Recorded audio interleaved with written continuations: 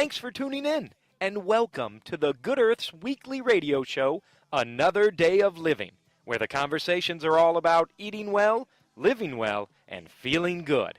And now, here's your host, Alex Litwack. That's why I'm telling you, I just want to celebrate, yeah. Another day of living. Yeah.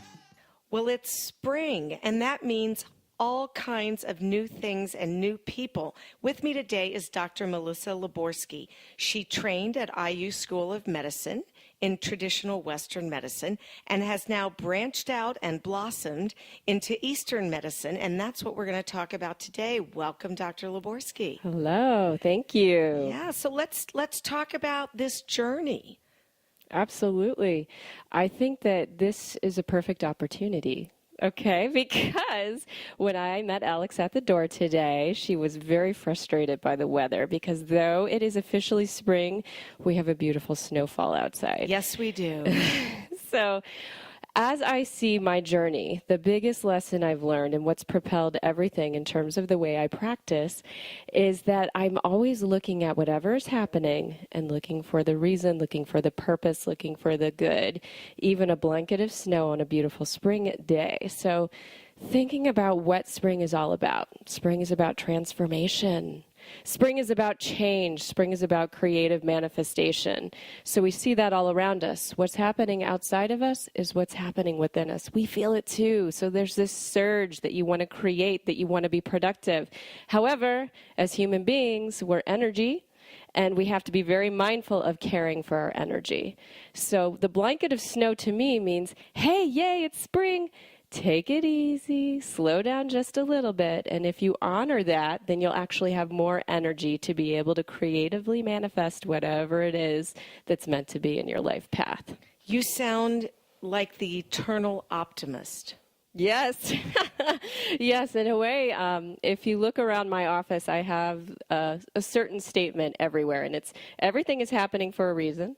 Everything is happening for good. Can you connect to the good? And to me, I try to use that as a filter to filter everything in my experience. And if I can use that filter outside of me, almost like a force field, then by the time things reach me, I digest them and process them in a whole new way. Versus if it has to hit me first and I have to go, ugh, and work on it and digest it and then see, oh, okay, I can filter out what's good in this situation.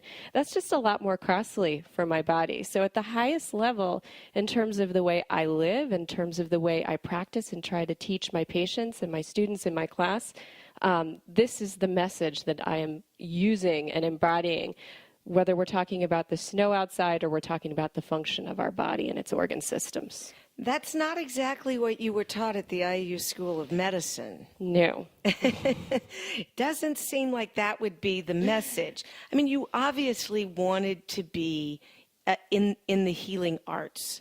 You wanted to help people feel better. What was the message that you got in school?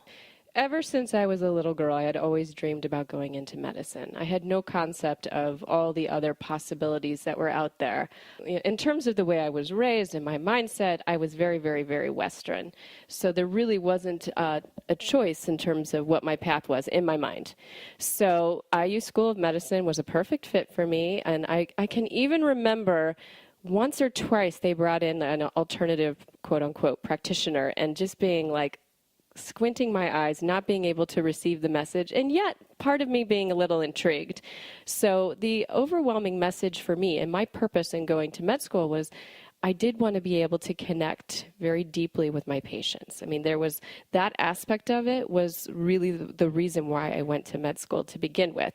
So moving forward into residency and allowing myself to play that out, one of the things I realized right away as a resident is in your first year of residency, you get about an hour with your patients. In your second year, about half an hour. And by the time you're a third-year resident, this is family medicine residency, you get about 15 minutes.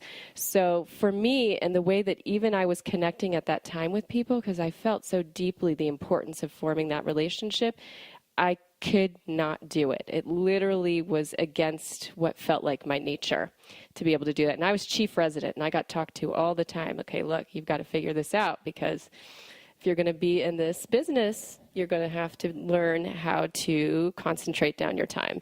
So I knew even then, I'm like, okay, this isn't quite a fit. I don't know what it is yet. The other thing that was intriguing about the residency that I chose is I ended up in a residency program that the majority of the practitioners were doctors of osteopathic medicine, DOs. So I had no idea what that was until I was in residency.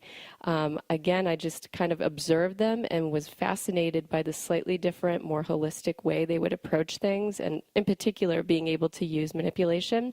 And I began to refer my patients, even as a resident. I'm like, I think you need to see my colleague. I think they can offer you a little something that I can't. And I started to practice trigger point injections, which in a way is a rough form of acupuncture. Even though I didn't have the framework at that time, I was starting to slowly open to, okay, there's something else for me out there. How hard is it when you are in traditional Western medical school where much of the decision making is driven by a study? Mm-hmm. We're only going to take this action if there's a study to back it up. How much of that was a turn on, turn off for you? I would have to say when I was in med school, it absolutely was my framework and my way of understanding. And through residency, I would say in general the same concept was there. However, I could feel something different in the way that I connected with people that was beyond, okay, this may not be strictly evidence-based, but this feels right. And I'm going to follow that. And I could see in practice how that would make a difference, really following my intuition with my patients. Even Western medicine has an art. I think any practitioner will be able to recognize that even if they're following an evidence-based study, there may be a feeling that they get that there may be a certain choice for a patient, whether it's a medicine or a recommendation for, alternative practitioner, that they're following like a higher level of intuition. It seems to me that not just in medicine, but in a number of fields, we sometimes knock out that trusting your gut, trusting your intuition, really listening to what the other person may be telling you. Mm-hmm. How do we get that back? Does that mean you can only work outside of that system? No, I don't think so. I don't think so at all. I had an interesting encounter yesterday evening with a person in one of the classes that I was teaching. Many, many, many years ago, she had kidney cancer, and she had to have a partial nephrectomy. She was talking to me about the surgeon who worked with her, and she was talking about his mindset and his way of understanding. And he knew, in particular for this person, that she was very, very anxious. And she said literally when her eyes opened after surgery, he was there in her face, looked her in the eye and said, "This is all behind you now." Like, wow, that is such an empowering message from a traditional Western practitioner. He intuitively knew what this person needed in order to heal. And it was beyond anything that was quote unquote evidence-based. So, people are doing that. People are honoring that in practice. So it's beautiful to see that. So you branched out. Mm-hmm. And decided to head in the direction of traditional Chinese medicine. Yes. What was the training that you did, and how long did that take you? I want to rewind just a brief moment and just explain one of the reasons why I started to open up anyway. And I think the number one thing was my recognition as I started to wake up to the connections between the mind and the body, that so much of the way I was trained was based in fear and not honoring the body, and not honoring, whether it's fear about what might be going on in a patient, or also doubting, again, to go back to that concept of my own intuition about what the best path is in that moment. So that was kind of my first, okay, I feel this, I recognize this, I have awareness, I have no idea what I'm going to do with it. And knowing that I was a very evidence-based kind of practitioner at that time, my first opening was actually into something called mind-body medicine. So the person who heads the program is James Gordon, MD, and literally the man says a word and then he backs it up with 6 pages of evidence. Yet the concepts are about the mind-body connection, using meditation, mindful eating, movement, all different sorts of alternative techniques that have been proven in the literature. So that was like my safe tiptoe out. Now listen to it is mind, body, medicine. So what I recognized in myself is, again, not really fully understanding it, I didn't feel complete. What I now know is that I was missing that spirit level. So the adage is, when the student is ready, the master appears. We were living out east for 5 years. And while we were living out there, it just so happened that my husband's aunt was a student of a Taoist master in New York City, so a Qigong student. And around that time, he had just started a training program called Tao of Medical Qigong. The Tao of Medical Qigong program was a program to train practitioners how to use energy in their practice. So she had been talking to me about this, master and his training program, and handed me a brochure. And I, again, being in my mindset, I received the information, but wasn't quite ready to take the step forward. So I took the brochure, just stuffed it in a drawer, and 2 weeks later, when I was looking for the trash and recycling information for my community, it filtered out. It was stuck in with all of that. So there was enough of my higher self that said, you need to do this. So that was in March of 2009 that I started my training, and that was the first introduction that I had to anything related to Chinese medicine or Qigong was through this intensive training in Tao of Medical Qigong. What is Qigong? Sure, yes. So Qigong is an ancient energy exercise that connects in through our meridian system. So on our body, in our body, are these energy highways that connect everything above and below and deep to all of our organ systems inside. So we are energy beings. Everything is about how the energy is flowing in our system in terms of how we can connect to ourselves, to others, to everything around us. The concept of Qigong is to help stimulate your energy to move and flow through those meridians, so it can impact your deep organ function. In addition, there are standing postures in Qigong, and the purpose of the standing postures are to help bring energy in. All around us, there's energy available to us. And to some degree or another, we can tap into that.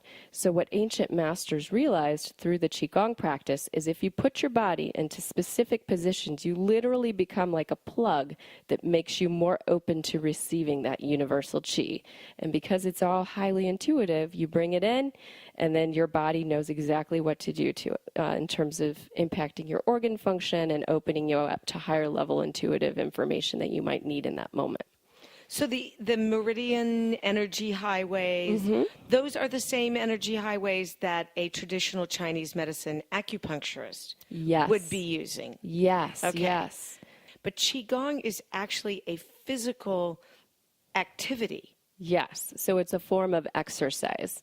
So whether someone is using acupuncture needles to access those highways and stimulate energy, or the Tao of Medical Qigong practice, which directly uses energy into the meridian system, or you're taking Chinese herbs that are meant to stimulate the flow of energy through the meridians, or healing foods, it's all the same in terms of the concept that if we can stimulate energy to move and flow, then everything restores balance and harmony naturally. How is Qigong comparable to or different from doing yoga or doing Tai Chi? So Tai Chi is about connecting in with your energy and flowing with your energy. And it's a beautiful, elegant practice, but it can't bring energy in. So when you do Qigong practice, you literally, especially with those standing postures I mentioned, you are bringing energy into your system. Tai Chi takes the energy you have and helps you to get it flowing and moving. So that's why it's such a great mind-body practice and aligns you and gets you more connected. The same concept with yoga. Yoga is a beautiful mind-body practice because it connects you into your body, helps you with your physical level flexibility, but in terms of the ability to bring energy into your system, it's limited. So the power of Qigong lies in the lineage of where it came from. There are thousands of forms of Qigong that are out there. So the strength is, where did it come from? How how strong is that connection to the founder of that lineage? So the lineage that I teach from is called Wu Ming, which has been dated back to Lao Tzu, 6th century BC, the gentleman who's been attributed with the Tao Te Ching. So very powerful, strong lineage. The beauty of having the lineage, the energy, the message infused into the practice is the form is still important, doing your best to, mirror and try to connect into the form. But because of the message that's in the form, it's exponentially more powerful and impactful at the body level. And then also beyond that, because of this connection to the Taoist master, Wu means to live from the heart. So it just literally physically helps your energy to start to shift from head to heart by doing the practice without having to, talk about what's going on in your life. You just start having more and more connections to aha moments, breaking through, moving through things that you thought you just literally couldn't wrap your mind around. So like the different kinds of yoga, where you could do Hatha yoga or Ashtanga or Iyengar or Yin, or there's all these different kinds of yoga. You're saying there's all these different kinds of Qigong that started with different masters? Correct. And did each of those masters have a significantly different philosophy that has now come down, through the ages? Yeah, so that's an interesting idea. I would say no. And the reason is, and the same thing, like I would say the same, I can't speak to yoga, so I won't go down that path. But the Qigong, ancient Qigong masters were able to see through their practice everything that is Chinese medicine, everything that we think of as Chinese culture, painting and feng shui and the 5-element theory, in the meridian system. So by doing the practice, they started to connect into what is universal law. So it isn't something that came from their minds. It's not a philosophy. It actually is something that came through, beyond the mind experience that just connected them in to universal truths. I guess I'm trying to understand the qualitative difference between following one and following another. Between different forms of Qigong? Yes. Okay. Yeah. So it has to do, there are a lot of forms of Qigong that are taught just by form, meaning that you don't have the strength of the master and the lineage. So if it's just taught by form, it still is powerful, but you have to do the form perfectly and exactly as it is prescribed to you in order to get the benefit. But in terms of the other masters and the forms that are more connected through the lineage, I can only speak to what I know and what I've experienced, but my feeling is, they're equally strong, and there might be a subtle difference in the way they're experienced in your body in terms of what they impact most deeply. With the lineage that all the Qigong I teach comes from, there are 2 forms I have permission to teach. One of them is called the Dragon's Way, and one of them is called Breast Health Qigong. So from that bigger framework that is the Wu Ming Qigong, there are these 2 forms. They have different purposes. So the way you experience them, even though the message, the Wu, is still there, the way you experience it in your body is different. I can tell you the breast health Qigong is almost like a breast health boot camp or boot camp.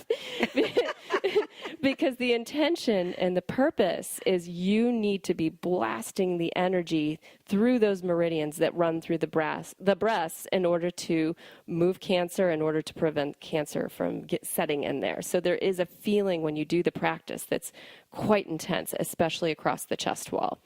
Versus the Dragon's Way feels like a more full body practice. Like I am, deeply impacting everything, and you don't quite get that intense sensation in one particular part of your body. However, with that said, each of us are unique energy beings, and whatever you have to work on as you start to practice Qigong and you're moving energy through that highway system, you're going to feel it in different places. Wherever you need to move it, you're going to feel the little traffic jam breakthrough. So I do want to talk about the 2 areas that you're certified in, but let's actually talk about how you got certified. What Sure. kind of training did you go through? Sure. So as I mentioned, this all began back in 2009. So the Tao of Medical Qigong training. So medical Qigong is different than Qigong. Medical Qigong is when a practitioner trains to be able to use their energy for healing. So conceptually, it is parallel to the Japanese concept of what Reiki is. However, again, the power of the Tao of Medical Qigong lies in that direct lineage that's so strong. And Reiki is really good at working at more of an energetic, superficial level in the field. Medical Qigong is going into that meridian system. In addition, because this also comes from the lineage of Wu Ming, it goes to the level of spirit. So if I am treating somebody with medical Qigong and it's just me, directing my energy, it's going to help the person, the patient, to start to conceptualize and understand, okay, why is this going on? They're not even going, they'll receive that higher level message. It opens them to that higher level message. And you trained for years in Yes, this? yes. So that began in 2009, and I'm a student forever. It's never ending. So as part of that training, there was a first stage, so Medical Qigong 1, that was about a year, and then I advanced to the second stage, so Medical Qigong 2 was a second additional year, and then I have ongoing trainings that I'd say at least once a year. They used to be with even more regularity. And in addition to that, so the additional trainings have covered herbs and other concepts. There's another class that I teach that's called Digesting the Universe, which is basically the most advanced, very, very intensive program. And that training was part of my advanced medical Qigong training. So learning how to use the herbs through digesting the universe and learning the concepts of digesting the universe.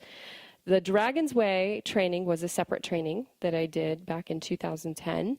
That was also a one-year program that I went through training, separate from the medical Qigong, but part of the same framework. And through that training, I did a couple of classes on my own, and then I was certified to begin teaching them and have been teaching like crazy ever since. So there are people out there who could go to a Qigong class, not for a specific medical concern. Sure. They're just going because they want to bring this energy into their body, into their life, and feel better in whatever way they can. Absolutely. But the medical Qigong, that's a different ballgame. Right. So medical Qigong is something that I integrate into all of my treatments. So that's something I use with my patients one-on-one. So when patients come in, we talk about their experience and what's going on, because that's a big part, too, to go back to what I was speaking of to begin with. How can we see the good? So the background for the Tao of Medical Qigong is there is no disease. At the spiritual level, there's only undiscovered purpose. So it's always for me in the back of my mind, not even in the back of my mind, in the front of my mind, helping somebody to understand what might be the higher level purpose of whatever it is they're manifesting, whether it's a rash on their face or breast cancer. It is their spirit speaking to them through their body. So that's a big part of the initial session. And then after we speak, we go over into my treatment room and I do medical Qigong and then place needles. So you are still doing some traditional Chinese medicine with acupuncture. Right.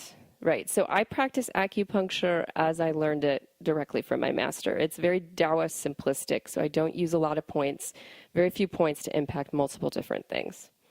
I love this line, there is no disease, there is only undiscovered purpose, which is such a kind way of framing any sort of medical concern. Mm-hmm. Because, you said before that medicine can be so fear-based, and I feel like that's the world that we live in. Yes, absolutely. Yeah, I think for me, more than anything, that is what just drew me in immediately. That's what I was looking for. Is I felt in my own life and in my own being, I know that whatever I've created, I know I can figure out how to heal it. I just need the right tools, and I need the right concepts, to connect into that level of faith. So that has been the most powerful herb that I have is that faith. Whether you want to phrase it like that, there is no disease, there's only undiscovered purpose, or everything's happening for a reason, everything's happening for good. They're the same way of saying, something slightly different. But yeah, I'm applying that to each and every experience that shows up. That is my practice. How can I shift and twist whatever somebody is saying to help them to see the light, to see the good, to see the higher purpose in whatever they've created, because it's their creativity. How is it their creativity? So to go to that concept that everything is coming from a higher level, a higher dimension. So it's the spirit self. It's not necessarily the consciousness, but the spirit self is talking through the body. So whatever we manifest, whether it's cold, cancer, a broken bone, whatever it might be, we're trying to give ourselves a message. It's energy being used in a creative way. So if you can start to see that creatively for good, what might be the purpose behind it? I remember saying to someone recently, after a series of negative things had happened, I said, "What do you think the universe is trying to tell you?" Right. And they just laughed at me. What do you mean? That doesn't have any bearing on my life. That when good things happen or bad things happen, it's just about my choices. So how do you work with somebody like that? They usually don't come to my door. I think I have kind of a filter. People either go to my website or they get a certain feeling like, not for me. Yeah. Well, I think there are plenty of people out there that this is not their thing, but there are plenty of people out there who have opened up their mind a little bit, opened up their spirit a little bit, and are willing to explore with you. Dr. Laborsky, you have a Dragon's Way workshop starting. When is that? I have 2 classes that are going to be running, and the first one begins Tuesday, April 10th at 6:30 p.m. for 6 weeks, and the second one begins Thursday, April 12th at 10:30 a.m. for 6 weeks. And they can go to your website, which is? IndieHealingCenter.com. IndieHealingCenter.com. Thank you so much for all of this wonderful information, and I am looking forward to next week and part 2 of my conversation with Dr. Melissa Laborsky. Thank you. Whoa, I've seen fire and I've seen rain. Seen sunny days that I thought would never end. I've seen lonely times when I could not find a friend. But I always thought that I'd see you again. The Good Earth, located in Broderville Village, is in its 47th year of providing organic foods, spices, herbs, teas, essential oils, and toxin-free body care products. Did you know we also carry healthy footwear, like Birkenstocks and Earth shoes? And with over 10,000 different nutritional supplements, our knowledgeable staff will be able to help you find just what you need. We're open Monday through Saturday, 9 a.m. to 8 p.m., and Sundays, 11 a.m. to 6 p.m. And our web store is good-earth.com. I can't be bothered with sorrow, and I can't be bothered with hate, no. I'm using up my time for feeling fine every day, yeah. That's why I'm telling you, I just want to celebrate. Oh, yeah. That's our show. I hope you'll join me next week for part 2 of my conversation with Dr. Melissa Laborsky. If you've missed a past show, you can find it at goodearthradio.com. Thanks so much for tuning in. This is Alex Litwack, and if it's raining or snowing, sleeting, or maybe the sun is shining, I hope you have a great week. The happiest half hour of your day has been brought to you by the Good Earth Natural Food Company, keeping Indy healthy since 1971.